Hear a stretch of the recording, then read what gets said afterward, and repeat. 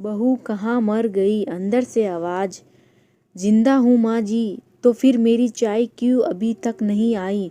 कब से पूजा करके बैठी हूँ, ला रही हूँ माँ जी। बहू चाय के साथ भजिया भी ले आई।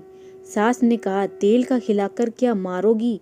बहू ने कहा, ठीक है माँ जी, ले जाती हूँ। सास ने कहा, रहने दे, अब बना दिया है तो खा लेती हूँ। सास ने भजिया उठाई और कहा, कितनी गंदी भजिया बनाई है तुमने। बहू, माँ जी मुझे कपड़े धोने हैं, मैं जाती हूँ। बहू दरवाजे के पास छिप कर खड़ी हो गई।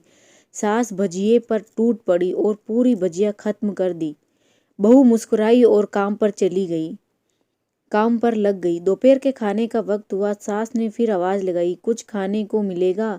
बहू ने आवाज नहीं दी। सास फिर चिल्लाई, भूखे मारोगी क्या? बहू आई, सामने खिचड़ी रख दी। सास गुस्से से, ये क्या है? मुझे इसे नहीं खाना, इसे ले जाओ। बहू ने कहा, आपको डॉक्टर ने दिन में खिचड़ी खाने को कहा है, खाना तो पड़ेगा ही। सास मुंह बनाते हुए, हाँ तू मेरी माँ बन जा। बहू फिर मुस्कुराई और चली गई। आज इनके घर पूजा थी। बहू सुबह 4 बजे से उठ गई। पहले स्नान किया, फिर फूल लाई, माला बनाई, रसोई साफ की, पकवान और भोज बनाया। सुबह के 10 बज गए। अब सास भी उठ चुकी थी। बहू अब पंडित जी के साथ भगवान के वस्त्र तैयार कर रही थी। आज ऑफिस की छुट्टी थी। उनके पति भी घर पर थे। पूजा शुरू हुई। सास चिल्लाती हुई, बहू ये नहीं, वो नहीं। बहू दौड़ी दौड़ी आती और सब करती। अब दोपहर के 3 बज गए थे।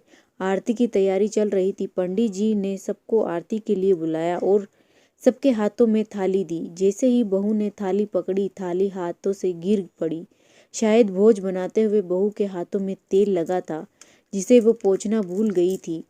सारे लोग तरह तरह की बातें करने लगे।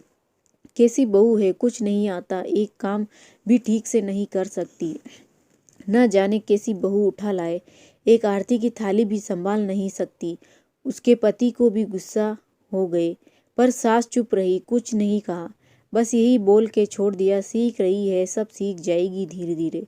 सास और बहू का रिश्ता ऐसा ही होना चाहिए। सास कुछ भी कहे, बहू को नज़रअंदाज कर देना चाहिए और सास को भी बहू की सारी गलतियां माफ़ कर देनी चाहिए। दोस्तों, कहानी कैसी लगी कमेंट करके ज़रूर बताना। वीडियो को लाइक, शेयर और चैनल को ज़रूर सब्सक्राइब करना। Thanks for watching.